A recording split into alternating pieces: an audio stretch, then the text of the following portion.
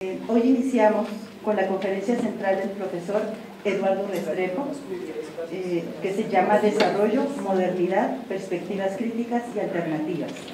La moderadora de este panel es Amparo Cadavid Fringe, quien es experta en desarrollo social, activista de la comunicación para el cambio social, gestora, investigadora.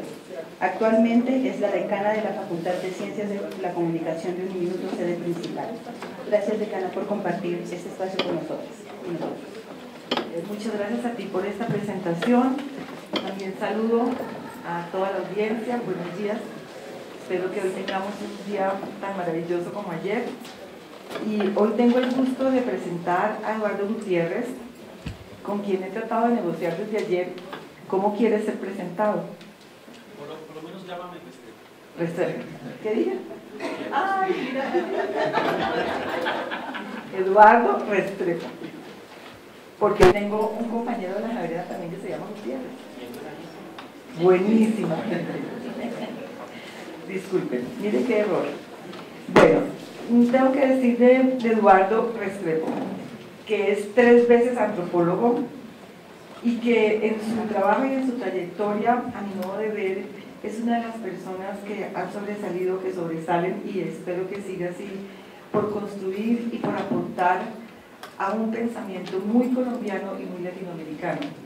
Creo que ese es su gran valor, el pensar desde el territorio que habita y desde la experiencia de su vida y de lo que ha sido aquí. Eso no quita que haya tenido la oportunidad de ir afuera, pero como estoy viendo las cosas, esas salidas han sido para aportarle al trabajo sobre su territorio y su colonialidad. Entonces vamos a escucharlo durante media hora, ¿es el tiempo? Media hora, y posteriormente vamos a tener una sesión de diálogo entre los asistentes de la audiencia esta mañana y nuestro intelectual de la mañana. Entonces, por favor, Eduardo. Bueno, muchas gracias por lo intelectual, muchas gracias por lo de pensar desde aquí. A veces me gustaría pensar más desde aquí, eso es un horizonte. Bueno, entonces voy a hablar 30, 40 minutos, si ese es el rango de tiempo. Puedo hablar 3, 4 horas también, eso es fácil. Pero entonces, el título es Desarrollo y Modernidad, Perspectivas, Crítica y Alternativas, ¿cierto? Voy a empezar con desarrollo sin más preámbulos, y aquí volvemos sobre los aportes de un colega y amigo que mencionábamos ayer, Arturo Escobar, y Arturo Escobar nos ha mostrado cómo el desarrollo es una invención, o sea, no existía el desarrollo antes de la Segunda Guerra Mundial, existía el progreso, que es bien distinto. Enseguida voy a hablar de eso. Pues Arturo Escobar, junto con otra gente, porque Arturo hace parte de un grupo de personas que durante los años 80 y 90 hacen estas contribuciones a los estudios críticos del desarrollo.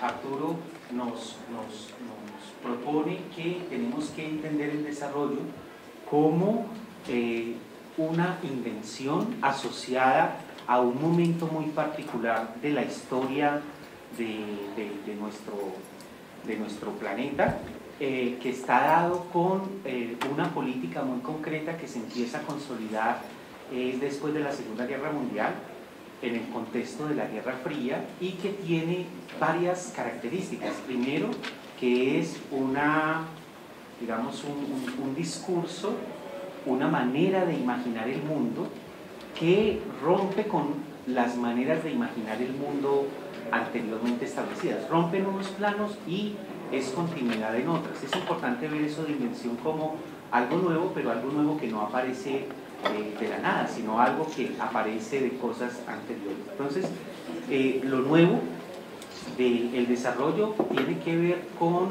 el lugar de la economía y de los economistas en enunciar lo que significa el pasado, el presente y el futuro de los países y del mundo en general. Los economistas, hasta antes de la Segunda Guerra Mundial, no tenían el lugar que empiezan a adquirir en la noción del desarrollo como un momento y unas características que tienen que ver con unos indicadores de la economía nacional, que tiene que ver con una serie de medidas para propiciar o no propiciar que los países estén en procesos de desarrollo o estancamiento. Esa teoría del desarrollo, esa invención del desarrollo, también produce una cosa que es novedosa para ese momento, y es la idea del tercer mundo. Hasta antes no se ordenaban las cosas como primero, segundo y tercer mundo, ¿sí? Se ordenaban las cosas en otros términos. Acuérdense incluso que en los años 40 todavía es un mundo muy colonizado en el modelo de colonias, metrópolis. Solo en los años 50, 60 se dan los grandes procesos de descolonización en África y en Asia.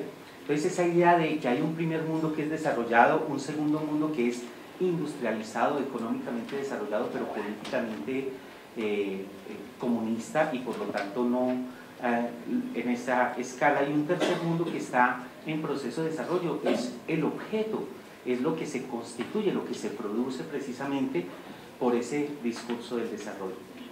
Entonces, esa invención del desarrollo tiene no solamente una manera de pensar el mundo, sino una geografía imaginada, una geografía donde hay unos países y unas gentes en el primer mundo, unos países y unas gentes en el tercer mundo.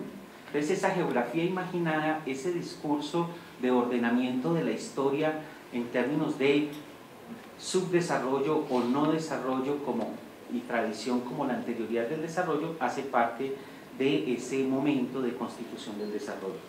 Ahí entonces hay una teoría muy importante que vamos a ver ahorita, que es lo que le da soporte a esta invención del desarrollo, es la teoría de la modernización. Es una teoría que es anterior, pero es una teoría que cuaja y se consolida precisamente con el discurso del desarrollo. Ahora, ¿cuál es la diferencia entre progreso y desarrollo? Es que progreso hace parte de uno de los ideales de la Ilustración, es una idea que surge mucho antes. El desarrollo es del siglo XX, de mitad del siglo XX. Progreso e Ilustración el progreso está asociado a la Ilustración. El progreso tiene que ver con un asunto de acceder a un modelo civilizacional a través del conocimiento de las letras, del conocimiento de los grandes filósofos, la emancipación, el asunto kantiano de la mayoría de edad. O sea, es toda una retórica, toda una narrativa donde el discurso experto es la filosofía, es las letras, es las artes, es un modelo civilizacional. No se piensa en términos de países concretos ni de economías nacionales. El asunto del lugar de la economía en el discurso del progreso de la Ilustración está atravesada por otro tipo de variables y otro tipo de articulaciones. Entonces, ese es lo primero que deberíamos decir, la primera idea que me gustaría compartir con ustedes, siguiendo a Arturo Escobar. Debemos tener muy presente, para ver las perspectivas, las críticas y las alternativas al desarrollo, que el desarrollo surgió en un momento y que por lo tanto puede perecer y puede desaparecer, o sea, tiene una historia, tiene un origen. Ahora, la segunda idea que yo quiero compartirles es que el desarrollo no ha estado igualitos desde siempre. El desarrollo que surge por allá en los años 40 es un desarrollo que está ligado a la economía y está ligado a la idea de industria y a la idea de producción. Lo que estaba muy asociado a esa primera noción de desarrollo es que la industria y el crecimiento industrial y el crecimiento económico era lo fundamental, y eso era lo que diferenciaba a unos países desarrollados de unos países subdesarrollados. Y todo eso hacía parte de la teoría de la modernización, que hay unos países o unas sociedades modernas y unas sociedades o países tradicionales. Sí, eso es los años 50. Muy pronto para los expertos del desarrollo, muy pronto en los discursos y en las prácticas del desarrollo, empieza a hablarse de desarrollo integral. El desarrollo integral es algo que surge en los años 60, principios de los 70, donde se dice, bueno, está bien la idea de lo industrial, está bien la idea de lo económico, pero eso no hay que verlo simplemente como fábricas o como un asunto urbano, sino que hay que verlo también en dimensión rural, y hay que ver cómo la sociedad, cómo la gente entra en el asunto del desarrollo, y por lo tanto hablaban de una perspectiva holística del desarrollo. Por eso la noción de integral, ¿no? Eso todavía no, eso viene más luego, me la puedes bajar, es que... entonces, ese asunto del desarrollo integral es un asunto que intenta incorporar la sociedad e intenta incluir otras cosas que no se tenían presentes dentro del desarrollo más convencional de los años 50. Para los años 80, esta noción de desarrollo empieza a ser transformada profundamente por la confluencia de los discursos ambientalistas y ecologistas. Y entonces en los años 80 se empieza a pensar y se empieza a hablar en términos de desarrollo sostenible. Entonces, si en los años 50 era la economía más convencional la que predominaba con su teoría de la modernización, en la lógica del desarrollo, en los años 70 entra la ciencia social, la sociología fundamentalmente, la economía rural, todo eso a complejizar la idea desde el concepto de desarrollo integral. En desarrollo sostenible es la ecología y la dimensión ambiental. Para los años 90, ojo que esto no es que aparece una y entonces la otra desaparece, sino que son como capas que se van superponiendo y a veces se mezclan de manera muy contradictoria. A veces se mantienen unas cosas de desarrollo convencional, se mantienen con otros pasajes de desarrollo sostenible. Entonces, los 80 encuentra esta noción de desarrollo sostenible y ahí están todas las discusiones de lo sostenible, de lo sustentable, todo lo que lleva a comienzos de los años 90 con la biodiversidad. La biodiversidad es una de las narrativas de los discursos más imponentes y más fuertes en los años 90, junto con el multiculturalismo. O sea, y la biodiversidad no sale de la nada, el multiculturalismo tampoco sale de la nada, pero cuando aparecen, así como el desarrollo, reordenan, articulan, problematizan las cosas que se venían pensando en otros temas. Entonces, eso es de los años 80. Los años 90 entran las diversidades al desarrollo. Entonces, la primera diversidad que entra, incluso entra por unas, aquí yo estoy haciendo un recuento muy rápido porque esto tiene que ver con agencias de cooperación internacionales, con estructuras supraestatales, tiene que ver con transformaciones dentro de la teoría misma del desarrollo. Entra la diversidad, y la primera diversidad que entra es perspectiva de género. Lindo, la perspectiva de género, los estudios de género, y entonces el desarrollo de considerar la perspectiva de género. La otra cosa que entra en los 90, que además podemos hacer concretamente la genealogía por donde entra, es la diversidad cultural, pero entra desde una lógica que es como la apropiación, incluso tomarse esa palabra de una manera muy distinta, de etnodesarrollo, que es una categoría que viene de la antropología mexicana, concretamente de Bonfil Batalla, con su idea de etnodesarrollo. Eso viene de mucho antes, pero la idea es que en los años 90 entonces también el desarrollo empieza a considerar esa diversidad, no solamente de género, sino una diversidad que empieza a ser nombrada como etnodesarrollo. Eso es los años 90. En los años 2000 el discurso del desarrollo ha cambiado un montón. O sea, cuando nosotros vamos a pensar el discurso y las prácticas de desarrollo, no podemos quedarnos con lo que se dio en los años 50. Ha habido una transformación muy importante y ahora hay gente, maestros, gurús del desarrollo como Zen, donde está el asunto ya no de la diversidad, sino de la situacionalidad. En los años 2000 el desarrollo se enuncia en términos de lo local, de lo micro, de lo contextual, incluso la felicidad. Eso no es tan simple, ese también es un asunto de una tecnología del gobierno. La felicidad empieza a ser colonizada por el discurso del desarrollo y las cosas del cuidado de sí, que ahí tiene muchas conexiones con una neoliberalización de las técnicas de gubernamentalidad. Pero entonces, lo que quiero, la segunda idea, primera idea se la inventaron en los 40, 50 y está asociado a la Guerra Fría. O sea, no es neutral, no es ingenuo, tiene una dimensión geopolítica, implica la invención del tercer mundo. Y la segunda idea es, ojo, que eso se ha ido transformando.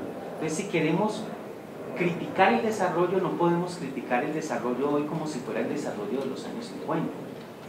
Por lo tanto, yo creo que una de las cosas que tenemos que hacer para hacer críticas contundentes al desarrollo es etnografiar, o sea, ver qué es lo que la gente que hace el desarrollo, ver las prácticas que están inmersas en el desarrollo y ver los deseos y los sujetos que producen el desarrollo, ¿cierto? Entonces, esa es la segunda idea que quería compartir con ustedes, el asunto de que hay una transformación en la dimensión institucional, la dimensión más dominante del desarrollo. Ahora, la tercera idea con respecto al desarrollo es que después de estos más de 50, 70 años prácticamente de estar interpelados, de estar golpeados, de estar seducidos, de estar profundamente convocados por el desarrollo, han pasado algunas cosas. Unas cosas que me gustaría llamar sedimentaciones, así como cuando se va asentando algo y se va colocando la arena y después se vuelven piedras, algo así como sedimentaciones. Y hay tres sedimentaciones que a mí me parecen muy importantes a la hora de entender y poder enfrentar el desarrollo. La primera sedimentación es que el desarrollo ha colonizado, en el sentido de que ha cooptado, en el sentido de que se ha apropiado, en el sentido de que ha hecho suyo la idea de un horizonte de bienestar. O sea, para mucha gente, incluso gente que estaría en contra de muchas cosas del modelo económico y todas esas cosas, desarrollo significa horizonte de bienestar, ¿sí? Y eso hay que entenderlo y eso hay que poderlo justipreciar a la hora de poder interrumpir al desarrollo en su reproducción, en su lógica de reproducción. Y ese bienestar está asociado a una segunda sedimentación que es muy cercana, pero me parece que hay que diferenciar bienestar de esta otra, es lo de mejor, la idea de mejor, la idea de desarrollo es mejor, desarrollo es algo que se anuncia o se implica como mejor. Ojo que yo no estoy diciendo que el desarrollo es mejor o que el desarrollo es bienestar, yo estoy diciendo que son sedimentaciones y que la gente, los políticos, la gente de a pie, todo, asumen y asocian a veces, incluso sin reflexivamente pensarlo, estas dos ideas a el concepto, palabra de desarrollo. Por eso su potencia, el desarrollo. El problema del desarrollo no es que estén equivocados, el problema del desarrollo es la potencia en estas sedimentaciones que producen una serie de afianzamientos y de anclajes que van más allá de lo que nosotros a veces sospechamos. Esa es la segunda sedimentación. Y la tercera sedimentación tiene que ver con, no solamente con bienestar o con mejor, sino con crecimiento y con productividad.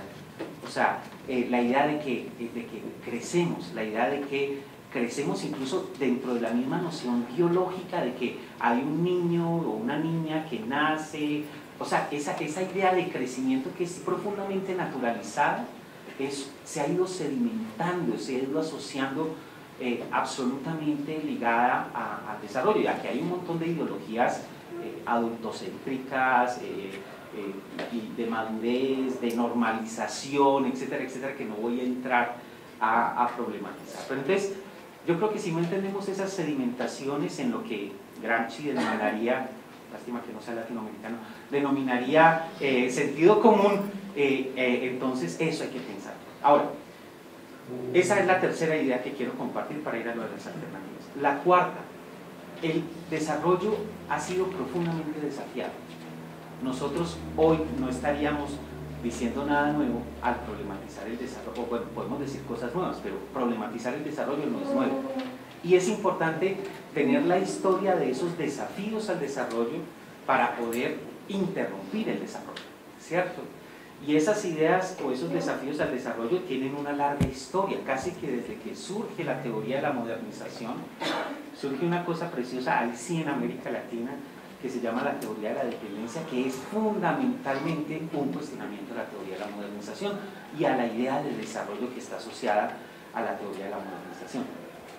No les voy a contar qué es teoría de la modernización, no nos vamos a meter en los detalles, simplemente voy a anunciar dos cosas que yo suelo resaltar a propósito de esto porque me parece que son los puntos centrales. Primero, acuérdense en que en teoría de la dependencia se argumenta que el desarrollo y el subdesarrollo son producidos por un proceso histórico, entonces el subdesarrollo está tan desarrollado como el desarrollo. Entonces lo que hay que pensar es la conexión estructural que produce al subdesarrollo y al desarrollo al mismo tiempo. Entonces no es que una gente sea más pila, más inteligente, o el Espíritu Santo fue más generoso con una gente y con otra gente no es bruta, o el Espíritu Santo fue mal con ellos o tomaban mucho ron, sino el punto es que hay una relación estructural, la noción de estructura y estructura como sistema mundo y estructura como sistema mundo de una cosa que trasciende las fronteras nacionales, es uno de los elementos centrales de la teoría de la dependencia. Y lo otro, lo mencionaba ayer de pasada, el mercado, en contra de las nociones liberales que están a la base de la teoría de la modernización. El mercado no es un lugar, digamos, de individuos libres que entran y sacan lo mejor de, sino que el mercado es un dispositivo de despojo, así de sencillo. ¿Quieren leer teoría de la modernización? Otra vez hablamos de Eduardo Galeano, las venas abiertas de América Latina, esa es una forma de expresión de la teoría de la modernización. Y empieza hablando de cuántos bultos de café cuesta un tractor, antes, después, y eso cómo implica despojos de unos lados y de otros. Y una última cosita de teoría de la dependencia, que la noción de colonialismo interno, que es preciosa, esa idea de que las élites y la gente que es despojada no son todos de la misma manera en los diferentes lugares. Bueno, la segunda crítica o desafío al desarrollo es el postestructuralismo, y ahí es precisamente donde se para una serie de autores, entre los cuales Arturo Escobar es uno de ellos, Ferguson es otro. Hay una serie de trabajos en los años 90 que empiezan a mostrar cómo el desarrollo hay que pensarlo como una formación discursiva desde el trabajo de Michel Foucault, pero además cómo es una formación discursiva que está ligado a una serie de tecnologías desarrollistas, discursos expertos, etcétera, etcétera. Bueno, ¿qué es lo que hacen estos personajes en los años 80, 90? Lo que hacen es mostrar la arbitrariedad, las relaciones de poder que están ligadas a esta invención del desarrollo, a este discurso del desarrollo. Arturo lo hace de una manera global, hace como una especie de cartografía de la emergencia y los despliegues del discurso del desarrollo en el plano global. Hay autores como el que menciono, Ferguson, que se va y hace una etnografía en Lesoto y muestra cómo el desarrollo es una máquina antipolítica. ¿Qué significa? Que a la gente la ponen a ordenarse en función del desarrollo, y eso despolitiza las luchas, porque ya no se piensa en términos de tropeles y malestares que habría que transformar sistemas sociales concretos, sino que la gente entonces apela a los técnicos, a los expertos, para resolver problemas concretos que son definidos en términos de asuntos técnicos. Entonces, lo que hace este personaje es mostrar que es un desplazamiento del orden de la política y de la disputa y de la lucha hacia el orden de la técnica. Es lo mismo que pasa cuando nos movemos en el derecho.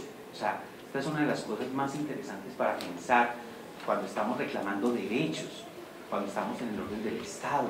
Ahí hay un desplazamiento de unas cosas que tenemos que entender. Y bueno, la tercera crítica que me parece, o desafío al desarrollo, es una que surge, pienso yo, se cuaja, se consolida a principios de los años 90 con todo lo que se dio, todas las movilizaciones y todas las disputas que se dieron alrededor de lo que se llamó el encuentro de los mundos. O sea, las élites en Europa y en América pretendieron vender 1492 como un encuentro maravilloso de dos culturas, indígenas y europeos, y eso fue productivo para todo el mundo, qué maravilla, celebremos. Y mucha gente, no solamente los pueblos indígenas, sino también gente negra y otra gente dijo, no, aquí lo que se ha dado es un proceso que no les voy a contar qué, pero lo que quiero mencionar es que en ese contexto, en esa coyuntura, se puso en evidencia el eurocentrismo de asuntos como el desarrollo. Muchos de los textos de los 90, incluso en teoría social, hay que leerlos a la luz de las discusiones y de las movilizaciones que se dieron en esa coyuntura.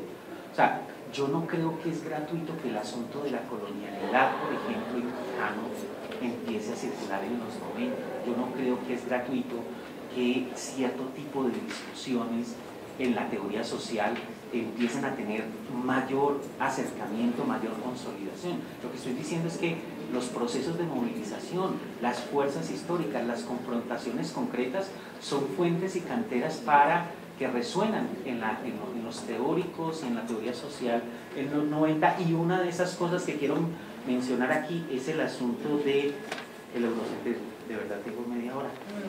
¿Cuál? Porque voy en 23. Bueno, listo. Va, yo tengo aquí 45, bueno, va.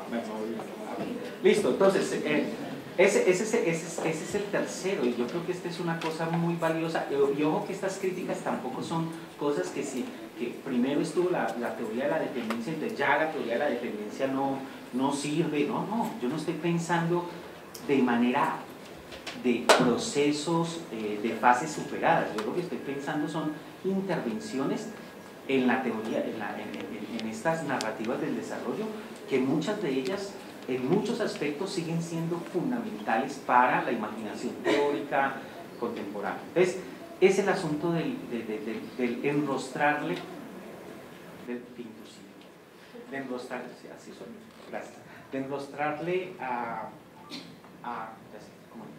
enrostrarle a el eurocentrismo que está detrás del desarrollo.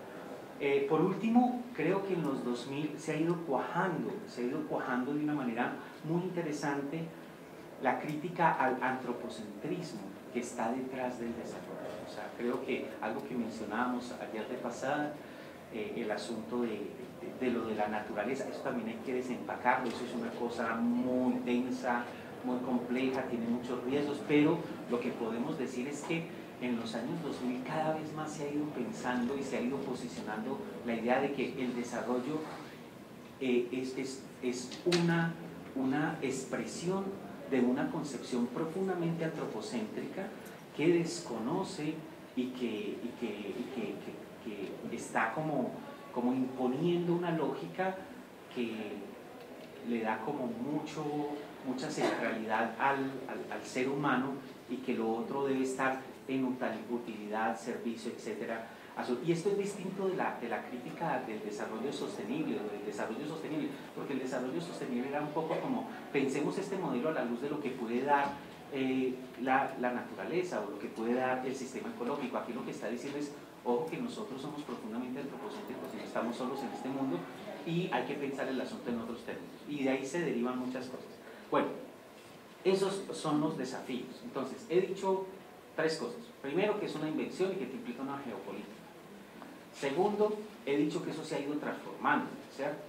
Tercero, que se han dado unas sedimentaciones, y cuarto, que han habido unos desafíos. Voy a terminar precisamente con una discusión que me parece central para poder pensar en alternativas,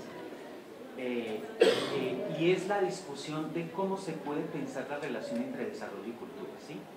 Y voy a empezar con la tablita, ahí sí, que digamos que esta ha sido la manera más convencional, y todavía sigue pensándose así, la relación entre desarrollo y cultura. O sea, aquí el desarrollo y la cultura están en una relación de exterioridad. O sea, el desarrollo es algo distinto de la cultura, y la cultura es una cosa distinta o otra del desarrollo. No es que yo piense esto, lo que yo estoy haciendo con esta tabla es un análisis de cómo muchas veces se enuncia y se plantea el desarrollo todavía hoy, incluso con estas corrientes que han ido hablando, más contemporáneas, que han ido hablando de la localización, de la situacionalidad del desarrollo múltiple y todas esas cosas. Bueno, entonces empiezo con la primera línea. El desarrollo, la columna primera estaría todo lo del desarrollo, la columna segunda todo lo de la cultura. Entonces, el desarrollo se enuncia como un particular, como un universal, como el asunto que no está marcado culturalmente, no es una singularidad. El desarrollo es expresión de una voluntad y una vocación universal. O vuelvo a insistir, yo no digo eso, ahorita me hagan la pregunta de, profe, ¿usted por qué dice que el desarrollo es un universal? Entonces, ese es un universal. Y la cultura sería pensada en términos de un particular, ¿cierto? Primer elemento. El segundo elemento sería, el desarrollo sería un uno, o sea, uno, aunque con cambiantes apellidos, según una moda teórica o política, pero sería el desarrollo. O sea, eso de desarrollos es una cosa que muy poco uno puede encontrar. O sea, pluralizar el desarrollo es una de las alternativas que podría haber, ¿cierto? Precisamente porque el desarrollo se enuncia como un uno, ¿sí? Ahora, precisamente las culturas, desde principios del siglo XX, con Boas y Malinowski, ojo que la cultura tiene una historia también, es un concepto occidental. O sea, la cultura es un concepto occidental asociado a una tecnología de dominación, de producción y de ordenamiento de la diferencia. O sea, la cultura también tiene su historia, no me voy a meter en esa cosa. Lo que quiero decir es que cultura siempre ha aparecido como el asunto de la multiplicidad o de la diferencia, como cultura, ¿sí? Ese es el contraste entre lo uno y lo múltiple. Después, la tercera, el desarrollo se imagina como algo racional, matematizable, planificable. Ese es el ámbito de la matemática, de lo racional, etcétera, etcétera. La cultura, por su parte, se piensa como es un asunto de sedimentación de prácticas no reflexivas, es inconsciente, es colectiva. El desarrollo es algo planificado desde unos personajes y unas decisiones políticas. El cuarto es, por supuesto, el desarrollo se imagina como hecho científico y político. Y ojo que la ciencia tiene un impacto autorizador impresionante.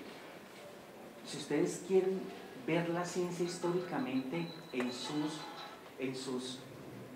atrocidades, precisamente atrocidades elaboradas y planteadas desde el efecto de verdad. Ustedes saben, el nazismo tenía una ciencia, ¿sí? El estalinismo tenía una ciencia. O sea, la ciencia no es esa cosa que los científicos que se paran aquí siempre dicen, no, eso es problema de nosotros, de los de antes. Nosotros sí, ahora sí.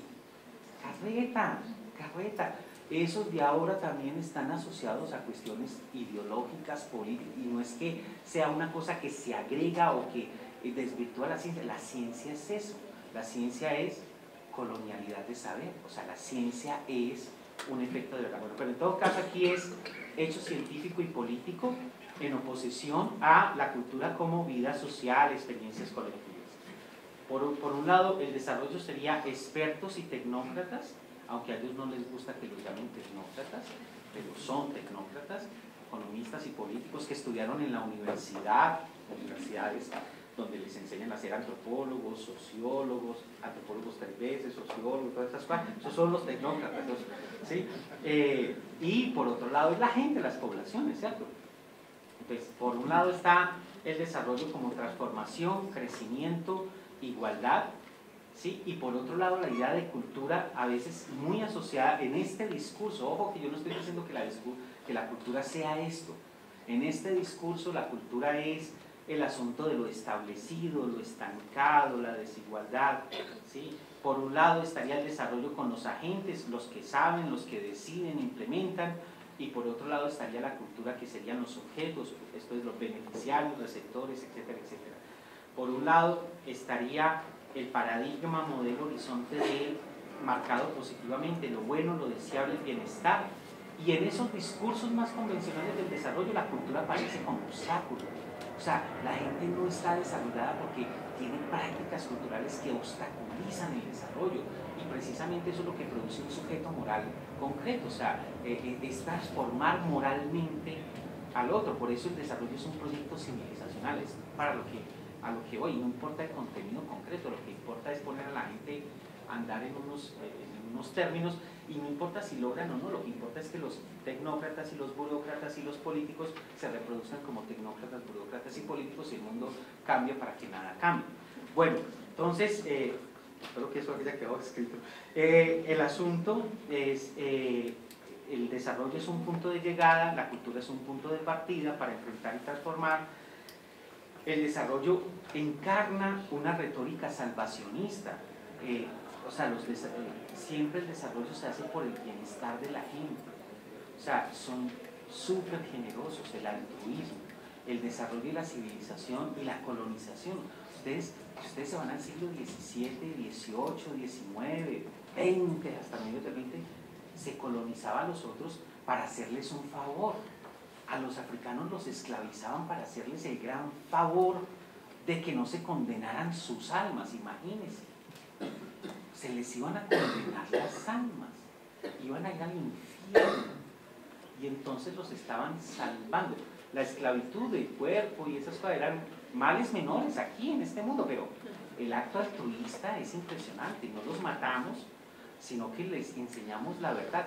Casi que esa retórica salvacionista que la vemos muy clara y nos burlamos de eso allá, es la misma retórica salvacionista que está cuando Santos se para y habla de los trenes del desarrollo. Lo que pasa es que como nosotros estamos atrapados en esta historicidad, los que se van a burlar de nosotros es gente que viene después. ¡Ay, qué bobos cómo se comían ese cuento! Y nosotros, ¡qué bobos cómo se comían! O sea, no podemos pensar que nosotros somos más pilos o menos, más inteligentes o menos o más idiotas que la gente anterior, ¿no? Somos igualmente inteligentes, igualmente idiotas, y los de adelante van a ser igualitos. Bueno, entonces, lo otro es el desarrollo implica una geografía, una antropología imaginaria del primer mundo, el otro el resto, un sujeto moral superior, un sujeto tachable, ¿sí? El sujeto tachable es un sujeto que viene desde las matrices del protestantismo, pero va mucho más allá. Es un sujeto que no ahorra, un sujeto que es holgazán, un sujeto que es indolente. La noción de indolente es impresionante, que se va a tomar ron y no hace las cosas. Bueno, entonces, no va a poder con modernidad, pero por lo menos termino con desarrollo. Entonces, después de esto, ¿qué es lo que uno cómo puede pensar uno la relación cultura-desarrollo para empezar a desandar e interrumpir el desarrollo y poder pensar en las alternativas? Lo primero que yo diría es, con todo lo que a mí no me gusta la palabra de cultura, la voy a usar aquí. Voy a decir, hay que culturalizar el desarrollo. ¿Qué implica culturalizar el desarrollo? Implica, primero, pensar que el desarrollo es un hecho cultural. El desarrollo no existe por fuera de ninguna cultura. El desarrollo es en sí mismo un hecho cultural, es un productor, un agenciador de una manera o unas maneras de pensarse en el mundo. Por lo tanto, no hay desarrollo en abstracto, sino desarrollos culturalmente situados. Entonces, el desarrollo no es incoloro, insaboro, inoloro. El desarrollo es siempre un proyecto de transformación cultural.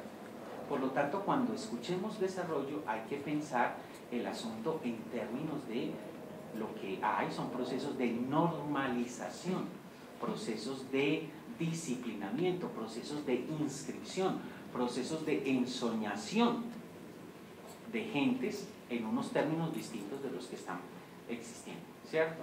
Entonces, eso sería un primer elemento. Por lo tanto, tendríamos que pensar que los agentes del desarrollo y los beneficiarios del desarrollo deben ser entendidos también en términos de relaciones de poder.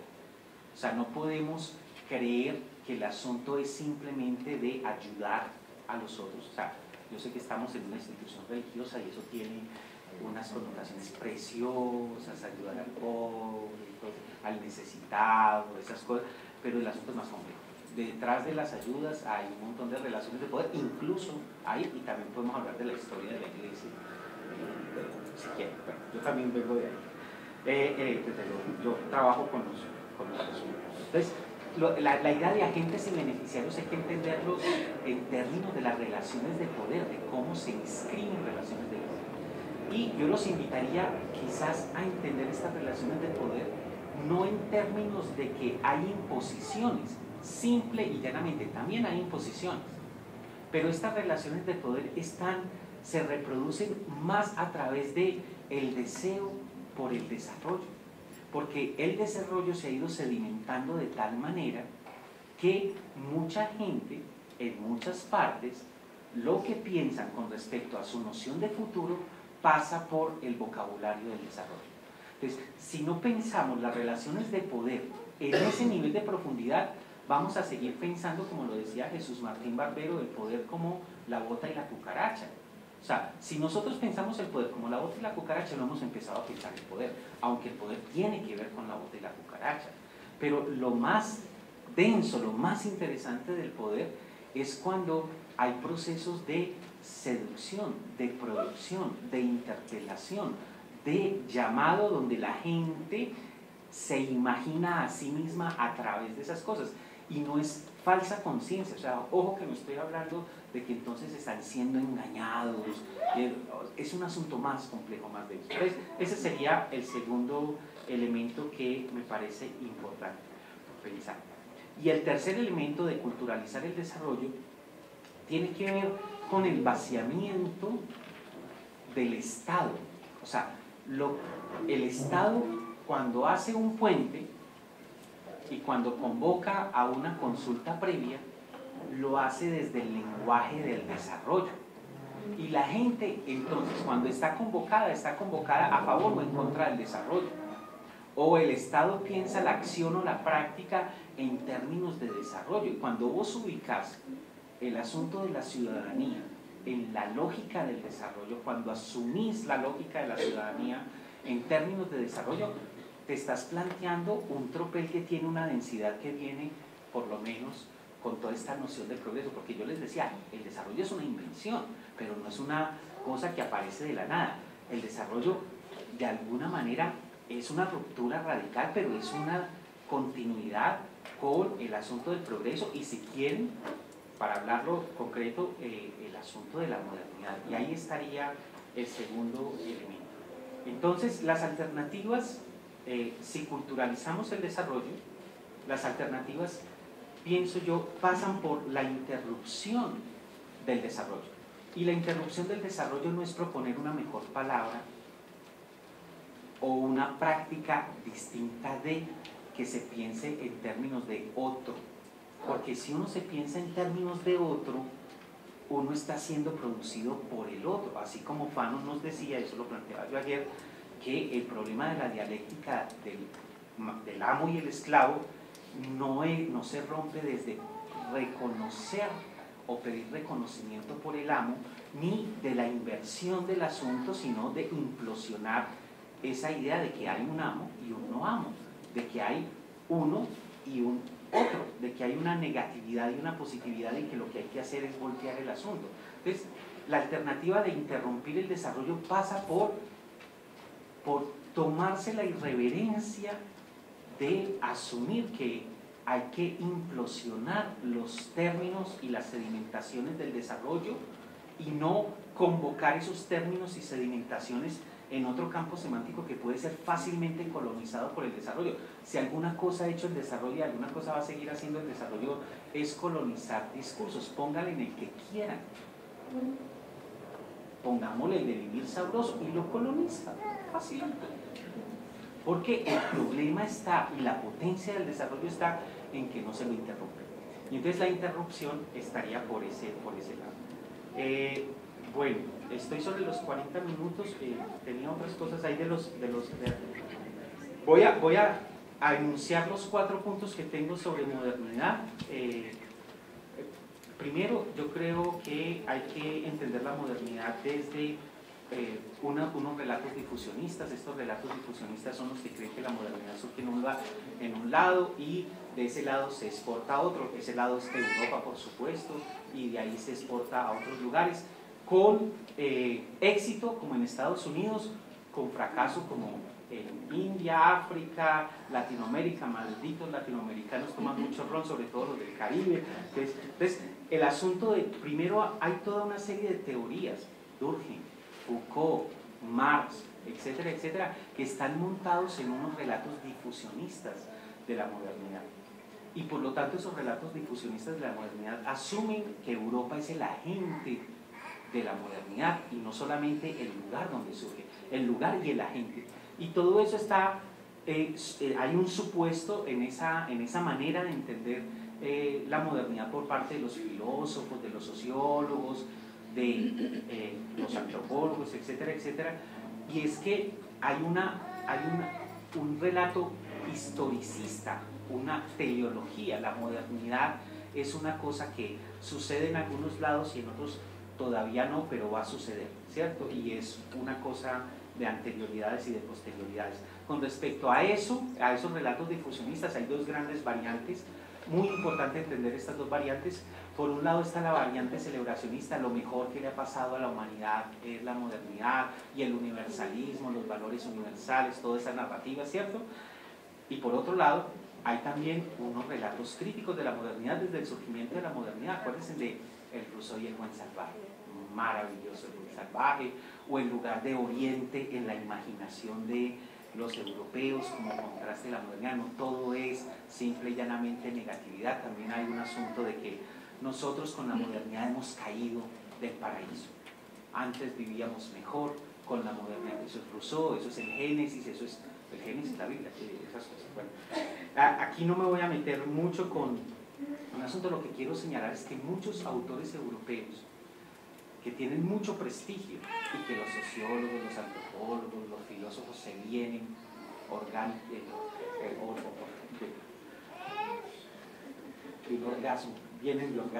se vienen orgásmicamente cuando citan a Habermas o a Foucault, entonces a mí me encanta Foucault, pero y Marx, todos estos están en esa trama.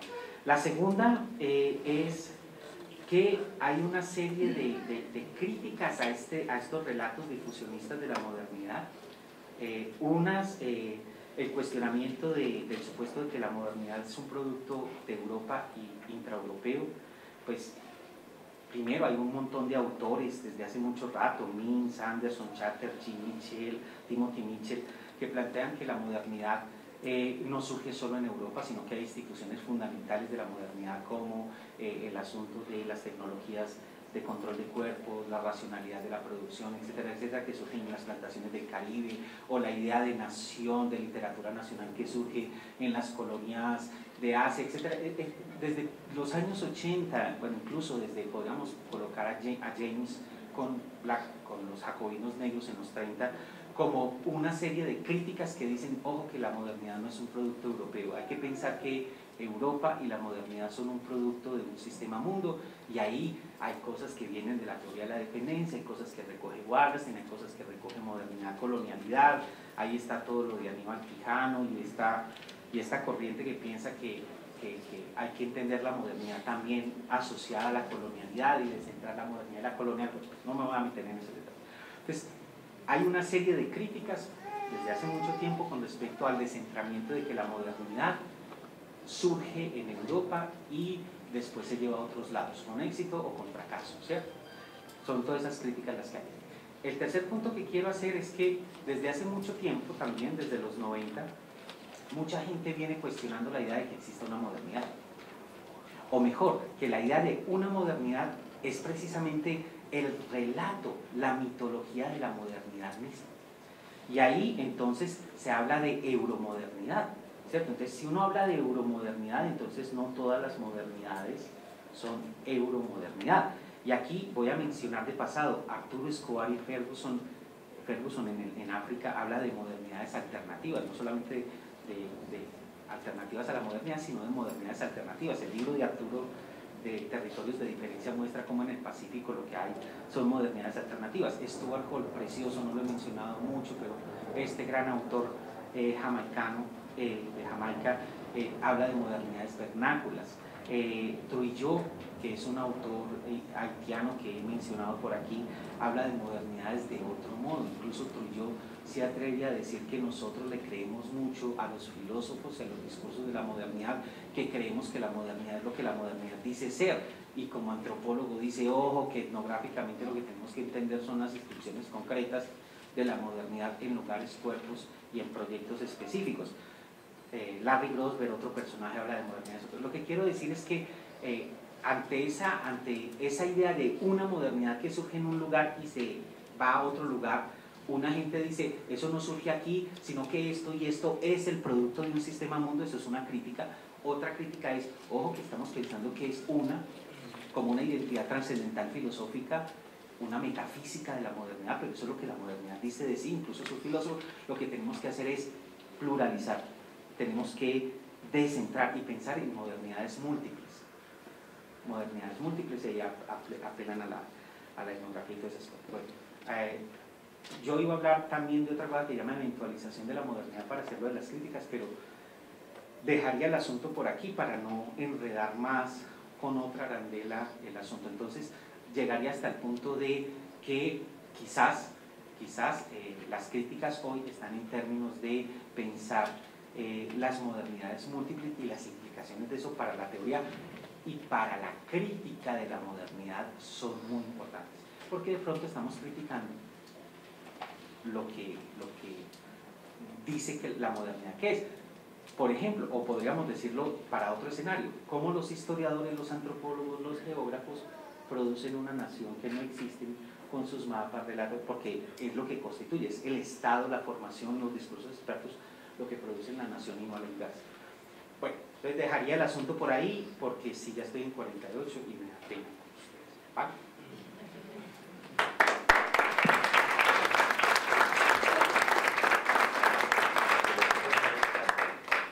Muchísimas gracias, Eduardo Restrepo, por tu presentación. Creo que está puesto sobre la mesa un muy interesante panorama sobre estos tres grandes conceptos puestos hoy, como son el desarrollo, la cultura y la modernidad. He observado a lo largo de tu presentación que es un discurso muy seductor, muy provocador, y no, sí te creo, hoy sí te estoy creyendo. Bueno, la cuestión acá, yo quisiera subrayar un par de cosas que me parecen básicas para lo que vamos a seguir trabajando. Una de esas es un poco la historicidad y la relativización del concepto de desarrollo, porque quisiera subrayar que en términos, por lo menos de la universidad, en la vida práctica, en la vida cotidiana, ¿cierto? El desarrollo es algo como incuestionable, es un punto, es algo que no se examina mucho porque se acepta de entrada, sin muchas veces, o la mayoría de las veces, no dimensionar la complejidad y la profundidad del cual está hecho y que tiene que ver con lo que tú has planteado. Creo que es algo que nos interpela profundamente. Y pues lo mismo sucede, creo que has hecho cuando tú venías presentando y decías, uy, es cierto, estamos cautivos, estamos aquí atrapados en esta visión excluyente de desarrollo y cultura, y cuando algunos de nosotros hemos tenido la oportunidad de estar no necesariamente en la academia, sino en instancias de desarrollo social, en organizaciones e instituciones, como expertos en desarrollo o como planificadores, nos damos cuenta que así es, tal cual lo has planteado eso. Estás hablando de algo absolutamente real que sucede en este país, en otros países, y que en realidad nos lo cuestiona. Y yo propongo aquí algo que se deriva de lo que has hecho, y es que también tenemos una manera a veces muy superficial e inocente de enfrentar, para enseñar, muchas veces para plantear asuntos en nuestras universidades, estos temas que son tan profundos y tan definitivos, porque a la larga estamos en ello los que vivimos en las ciencias sociales, y pues esto hay que mirarlo y analizarlo y debatirlo y ponerlo sobre la mesa de manera permanente y construir, digamos, unos argumentos que nos lleven a profundizarlo, porque finalmente esto es lo que se pone en la práctica, finalmente esto es lo que vivimos, y finalmente esto es lo que nos hace tomar decisiones, lo que nos hace plantear nuevas carreras, nuevas tecnologías, nuevas maestrías, nuevos modelos de profesionales, nuevas ideas de qué es lo que van a hacer nuestros estudiantes cuando salgan, ideas de qué es lo que tenemos que investigar y cómo tenemos que investigarlo. O sea, esto no es cosa chiquita, Eso es un tema que nos atraviesa profundamente en la universidad y creo que ese es el tono en el cual hoy aquí tenemos que tratarlo. Entonces, yo le propongo a la audiencia que aportemos en esta conversación y en este debate, ya haciendo preguntas muy concretas. Vamos a recoger 5 participaciones para que tú las desarrolles y bueno, generemos el debate que el mismo tema nos obliga a tener, ¿cierto? A la conversación y al análisis conjunto. Entonces, esto es con micrófono o con papelito. Con micrófono. Ok, vamos con micrófono.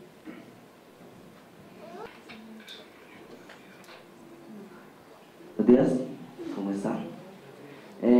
Primero, si en estas pocas palabras que voy a decir se me interrumpe la voz por alguna cosa física, es porque en esa, y no es lo prejuicioso de la teoría, como que ese cambio de la periferia donde vengo al centro me enferma, no sé por qué, y ahí está la cuestión del desarrollo. Pero entonces lo que quiero, lo que usted me coloca, lo dejan acá en el auditorio,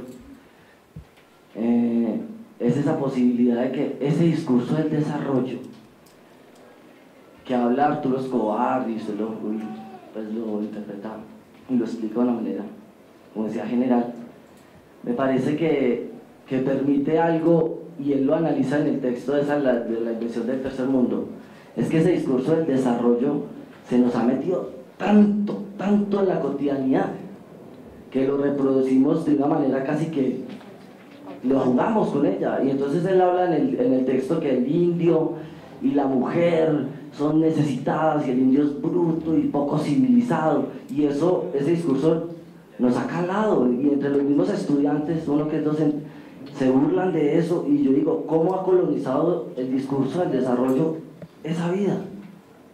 A pesar de que eso está inventado por allá en los años 50, ¿cierto? En eso de la Segunda Guerra Mundial, después de la Segunda Guerra Mundial, ¿cómo sigue reproduciéndose eso? Y es lo que yo digo, que me parece pues ese discurso, el análisis del discurso que tiene Arturo Escobar frente a lo del desarrollo, ¿cómo? O sea, ¿cómo es de profundo y es de una manera que nos dominan el mismo lenguaje, ¿cierto? Y lo reproducimos de una manera poco reflexiva, como también usted lo dice. Esa es la característica que me llama mucho la atención, ¿sí? A pesar de que se hable de los discursos de desarrollo globales y locales, pero lo reproducimos mucho en la cotidianidad, y eso me llama la atención, digamos, del discurso. A mí también me gustaría que Gramsci hubiera sido latinoamericano. Me gustaría entonces ver un poco más de cerca esa conexión que puedas hacer entre hegemonía y desarrollo desde tu mirada latinoamericana. Buenos días, Eduardo. Me parece que la crítica, la posición crítica frente a las influencias de lo religioso en el discurso del desarrollo es muy sano y muy necesario, estamos de acuerdo. Yo le preguntaría qué implicaciones o qué miradas desde lo espiritual y o lo religioso se pueden hacer desde estas opciones de desafíos al concepto de desarrollo. ¿Qué papel cumplen los medios de comunicación en toda esta idea del desarrollo? Entonces, empiezo con esto de que se nos ha metido mucho el desarrollo. Mira, es importante tener la claridad de que el desarrollo es una invención de la Segunda Guerra Mundial, posterior a la Segunda Guerra Mundial. Pero es muy importante ver cómo el desarrollo se conecta con cosas anteriores, porque no aparece de la nada, y de la forma que aparece precisamente tiene que ver con esas improntas históricas que se remontan muchos siglos atrás. La teopolítica, antes de que surgiera la ciencia, la filosofía, antes de que se desencantara el mundo, como lo ha planteado la teoría Durkheim y otra gente, antes de eso el mundo era ordenado también por una serie de categorías, y las categorías eran cristianos, infieles y gentiles, ¿cierto? Y herejes.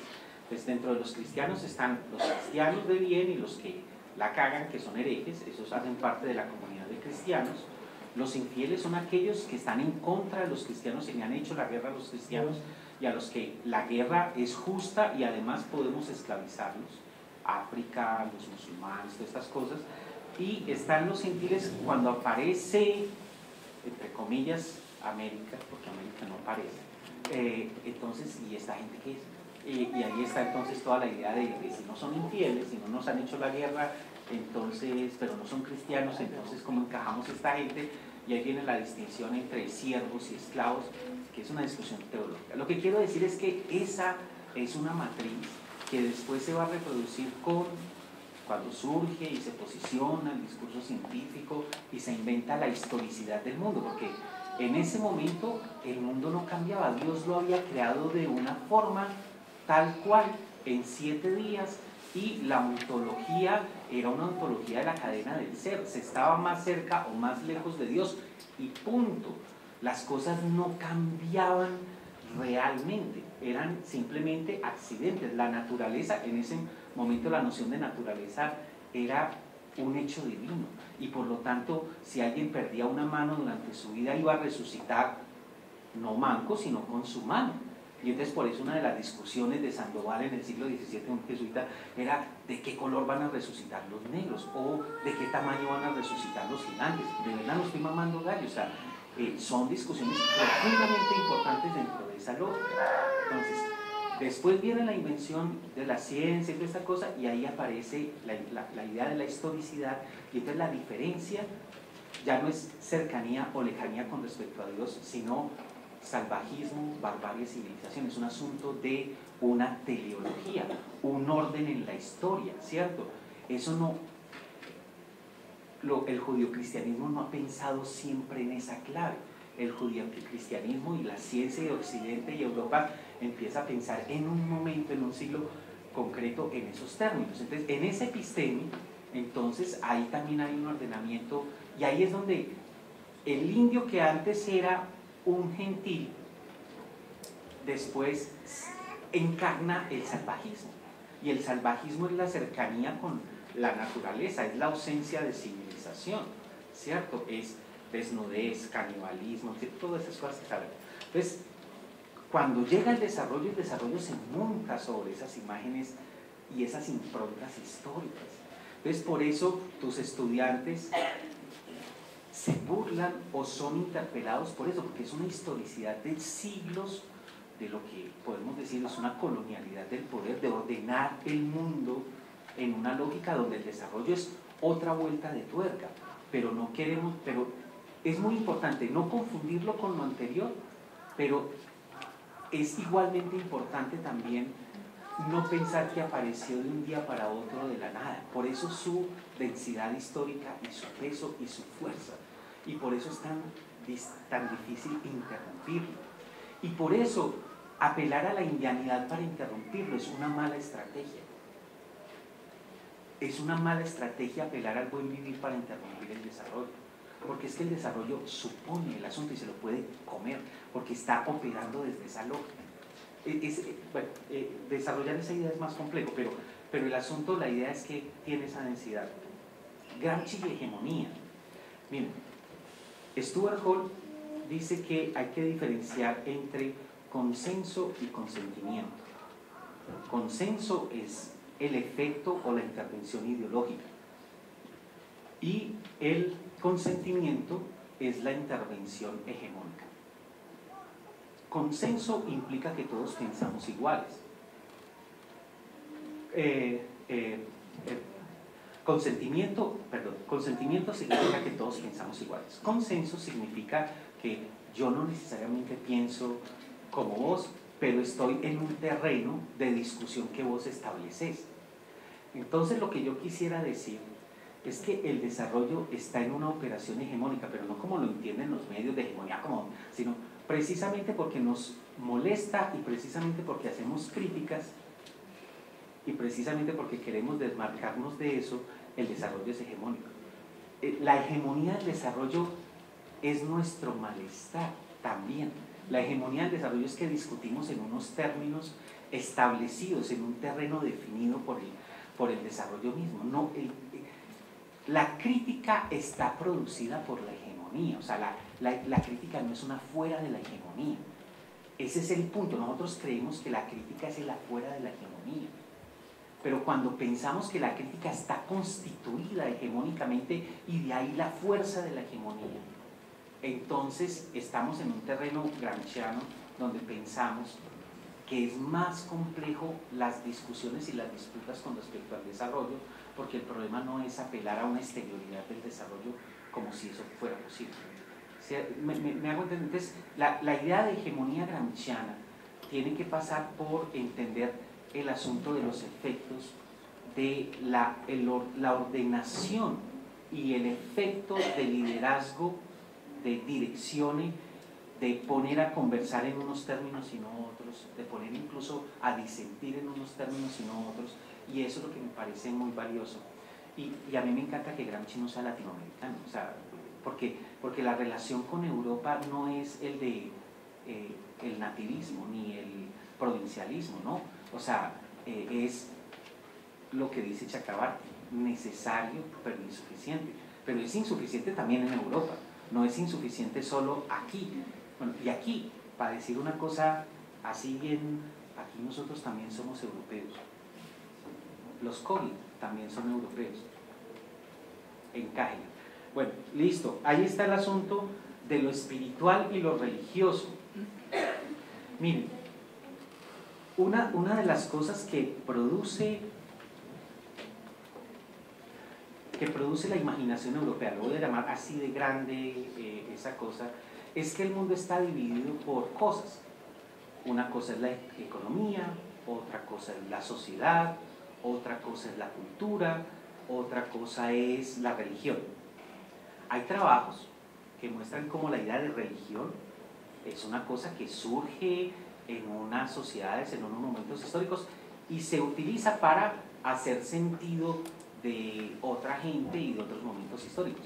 La religión no es un universal, aunque en la teoría social mucha gente, vos podés ver que todas las sociedades tienen religión, o sea, eso es un acto eurocéntrico en el sentido de que vos estás usando unas categorías producidas por una imaginación muy concreta, histórica, para dar cuenta de la cosa.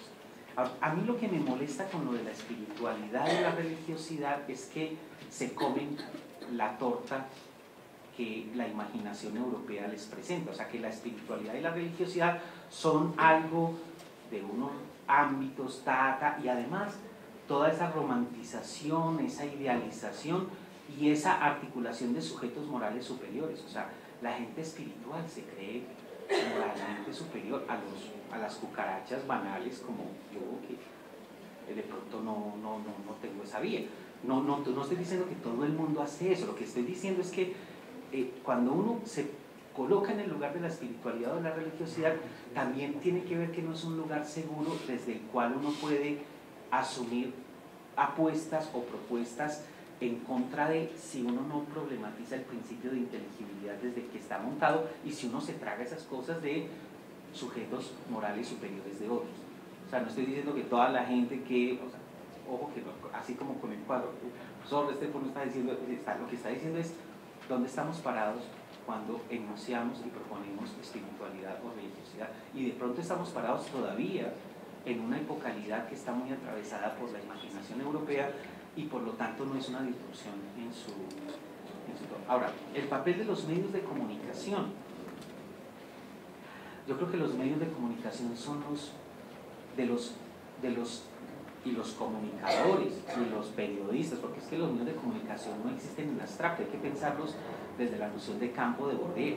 O sea, los medios de comunicación son hasta los estudiantes de comunicación, no es solamente Ardila Lule que es el propietario de tal, no, o sea, si uno piensa en esos términos, yo creo que no está entendiendo el anclaje y lo profundo del asunto de medios de comunicación. Ahora, voy a decir una cosa, yo creo que son, en tanto son productores, reproductores y espacios de contestación de los imaginarios sociales, los medios de comunicación son grandes responsables por la naturalización del desarrollo. Pero también pueden ser escenarios en los cuales eso se disputa. Porque los medios de comunicación no hay que pensarlos por fuera de la sociedad, ni por fuera de la historicidad, ni por fuera de las relaciones de poder que los definen.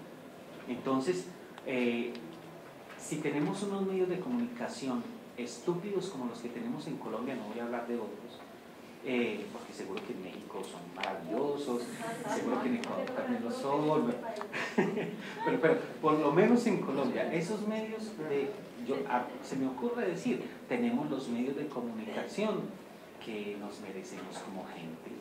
¿Se acuerdan eso de que la gente merece los presidentes idiotas que tienen? Bueno, digamos, y ahorita que van a votar, acuérdense de votar por los mismos idiotas para que sigamos en la misma cosa. Bueno, entonces, ese es el asunto de los medios de comunicación, estaría por ahí.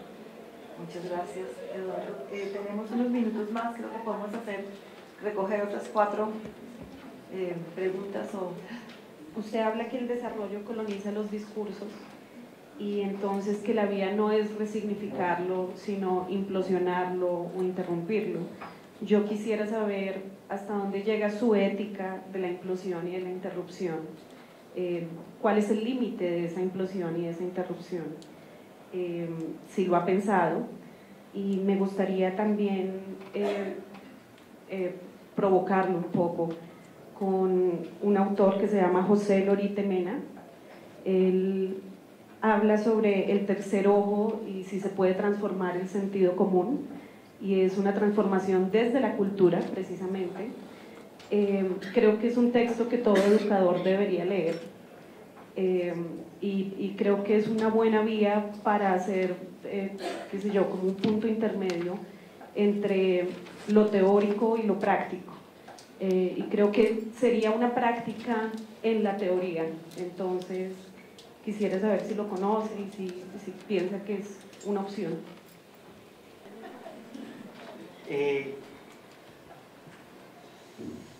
La primera pregunta con respecto a lo de cultura y mi movimiento hacia culturalizar el desarrollo. Esta es una conversación larga.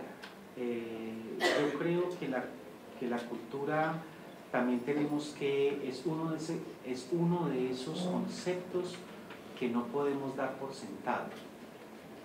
Yo sé que muchas expresiones y muchas movilizaciones se articulan en términos de la cultura, por ejemplo la interculturalidad, y yo respeto las movilizaciones y las luchas de todas las gentes, o sea, eso es un punto, y si interculturalidad sirve para potenciar esas movilizaciones y luchas, bienvenido. Ahora, esto no significa, y esto me gustaría que lo pensáramos, que interculturalidad esté por fuera de un conjunto de marcaciones y de limitaciones que están ligadas a la idea de cultura. Y voy a mencionar 2, y a partir de ahí voy a lo de por qué use culturalización del desarrollo. La primera tiene que ver con el cambio de época.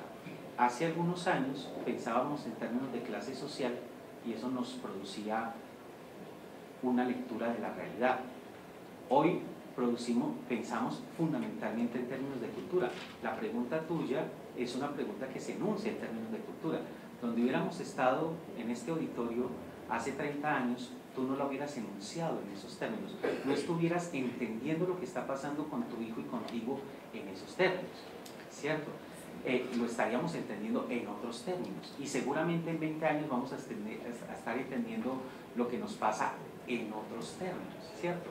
Entonces lo primero que yo quiero señalar es qué ganamos y qué perdemos cuando pensamos en términos de cultura. Y ganamos muchas cosas, pero perdemos un montón. Y dejo el asunto en ese punto. Creo que una de las cosas que perdemos es entender las heterogeneidades y las contradicciones, porque cultura nos lleva a pensar fácilmente en cosas existentes en el mundo. Es un asunto de lo que Marx definía como fetichismo de la mercancía, confundir las relaciones entre la gente con cosas. Creo que aquí también habría, a pesar de los esfuerzos teóricos de alguna gente, creo que hay cosas que hay que ahondar y problematizar. Eso es lo primero. Y lo segundo, es que yo sospecho cuando los privilegiados, y nosotros somos privilegiados, no solamente otros son privilegiados, hablan tanto en términos de cultura. Hay que sospechar de aquellos lenguajes, aquellos vocabularios que escuchan, que pueden escuchar y que incluso intentan hablar y que a veces hablan los privilegiados, incluyéndonos a nosotros. O sea, los primeros privilegiados que tenemos que cuestionar somos nosotros, tenemos un montón de privilegiados. Y cuando eso se articula por hablar por otros, y cuando uno se da cuenta que está hablando por otros, eso es más complicado todavía. Entonces, yo planteé el cuadro en esos términos, pero si ustedes ven, casi que ese cuadro se puede mantener en la gente que habla de interculturalidad. Le cambian algunas cositas y la lógica sigue igual. Porque entonces, ese es mi problema con la noción de cultura. Y cuando hablo de culturalización, lo que estaba haciendo era un gesto antropológico de mostremos lo arbitrario histórico que hay en el desarrollo. Entonces, por eso apelé a la noción de culturalización y a la idea de la etnografía como no imaginemos lo que la gente dice, no hagamos incluso violencia epistémica de poner en la boca de la gente lo que nosotros queremos que diga, sino ¿y qué es lo que está diciendo la gente? ¿Y qué es lo que hace la gente? Y la gente es mucha gente, distinta, contradictoria, con relaciones de poder. Y las comunidades no son tan lindas como a veces parecen. Entonces, ese es el problema que está detrás de la utilización de culturalización, y yo por eso dije que la usaba. Yo creo que tenemos que evitar las garantías y las facilidades del concepto de cultura para pensar hoy el mundo, incluso desde la perspectiva crítica. Creo que es tan enredosa y tan complicada como el desarrollo, pero está en otro campo semántico. Segundo, el desarrollo como dispositivo. El autor que está detrás de eso es Foucault. Ahora, yo no creo que hay que tirar tarro a Foucault porque es francés o porque es marica o porque es eurocéntrico, y es francés, marica y eurocéntrico. Pero entonces, el hecho de que él sea eso no significa que lo que dijo entonces no sirve. Ese es el planteamiento de Chakrabarty de necesario pero insuficiente, ¿cierto? Yo creo que el desarrollo es un dispositivo. No usé el concepto tan... y es lo que hace Arturo, o sea, ni siquiera me lo estoy inventando yo, eso lo dijo Arturo Escobar por allá en su disertación de 1987. Pero lo que quiero plantear es que el dispositivo es un ensamblaje de técnicas, y técnicas en Foucault es maneras de hacer, y esas maneras de hacer tienen tres caras, tres aristas. Está el asunto de los discursos, concretamente discursos expertos en este caso, que no son cualquier tipo de discursos.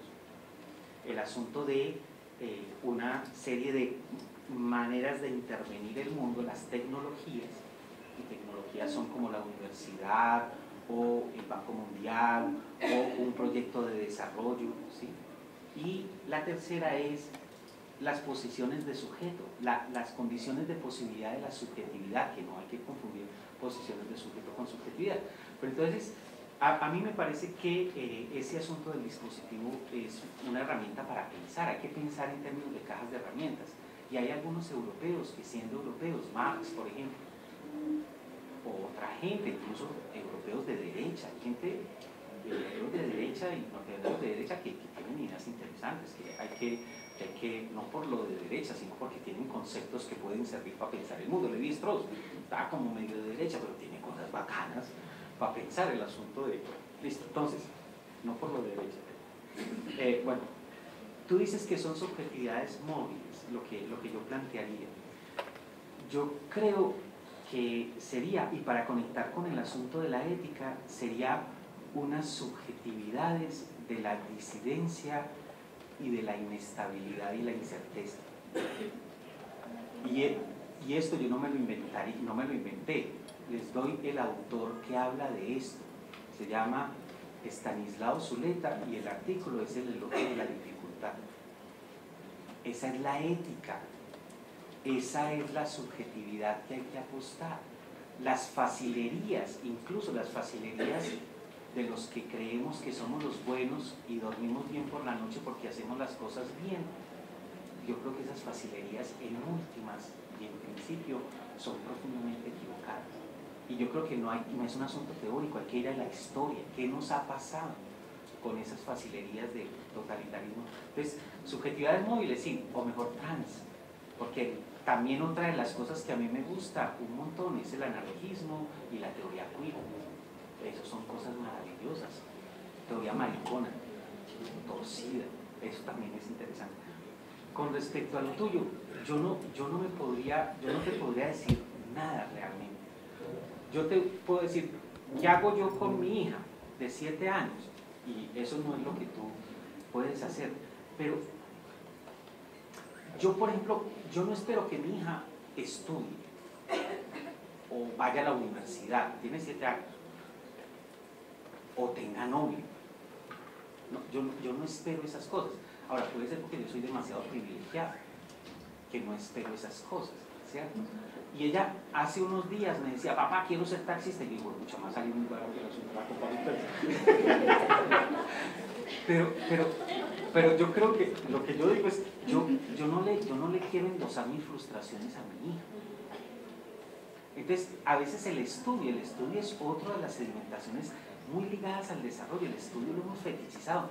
¿Cuántas bobadas nos enseñan en la universidad, en los doctorados y todo eso? Y no las creemos. La universidad no es de gente mejor, ni de gente, nada, no es verdad. Doctores estúpidos en el mundo son todos. Un doctorado no hace que alguien deje de ser estúpido y sigue siendo el mismo estúpido. No, de verdad. Entonces, lo que yo quiero decir es, yo a mi hija no le quiero pasar mi frustración. Entonces, si yo no estudié o si yo no hice tal cosa, entonces que ella haga, pues tal vez eso puede ser una cosa para tener en consideración.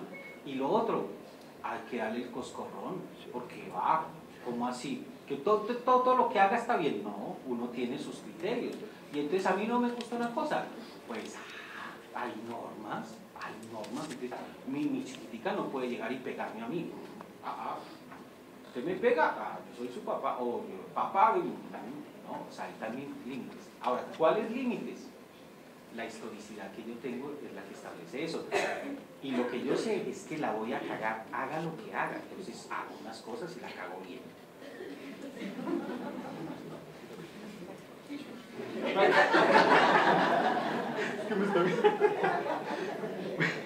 El asunto de la ética, un poquito con lo de la implosión. Mira, yo no sé si lo vi de Mena, ¿es el mismo del animal paradójico? Sí. Bueno, entonces sí lo leí, pero lo leí en la Universidad de Antioquia en 1986, 87. O sea, lo que puedo decir son muy vagos recuerdos. Yo tengo entendido esta dimensión de lo simbólico, la creatividad, lo de la... Sí, pues, no, sería muy difícil decir algo ahí, pero ¿cuál es mi ética con respecto a esto? Mi pregunta es, sí. ¿qué tanto cabe en esa implosión? No hay un límite, la práctica, por ejemplo, aceptaría una combinación de fuerzas de lucha. Mira, yo creo que somos colectividades, somos colectividades, y yo creo que en esas colectividades hay como vocaciones y lugares, y tal vez mi lugar y mi vocación podría ser el de traer malas noticias, el de desacomodar gente que está acomodada, y desacomodar gente que está acomodada porque la quiero, no porque no la quiero. O sea, también desacomodar gente que no quiere. Pero yo creo que lo mejor que le puede hacer uno a un amigo que tiene un proyecto político que uno valora es no ser un comité de aplausos si uno piensa que el asunto no va por ahí. Y yo creo que hay gente que tiene que traer malas noticias, a pesar de que lo marquen de derecha y a pesar de que no lo quieran y le dejen de hablar y lo dejen de invitar y esas cosas. Está bien. Muchas gracias. Y antes de cerrar, no voy a tomar un atrevimiento. Estaba mirando así con el hijo, ¿no? Sí. Con tus hijos. No, porque es que el Señor me interpela mucho. Yo también tuve una hija adolescente que se metía piercings en la lengua y a mí me iba a dar un infarto cardíaco. Pero voy a decir algo muy privado, y es que descubrí que la adolescencia es un tránsito que se acaba algún día, afortunadamente. Y algunos sobreviven. algunos sobrevivimos. No hay que darle tanta importancia. Y yo fue el periodo de mi vida en que aprendí una práctica que luego me ha servido después, que fue a negociar lo sustancial. Entonces ni el piercing, ni las mechas, ni los huecos en los pantalones, ni ciertas actitudes un poco complicadas son lo sustancial. Lo sustancial son otras cosas.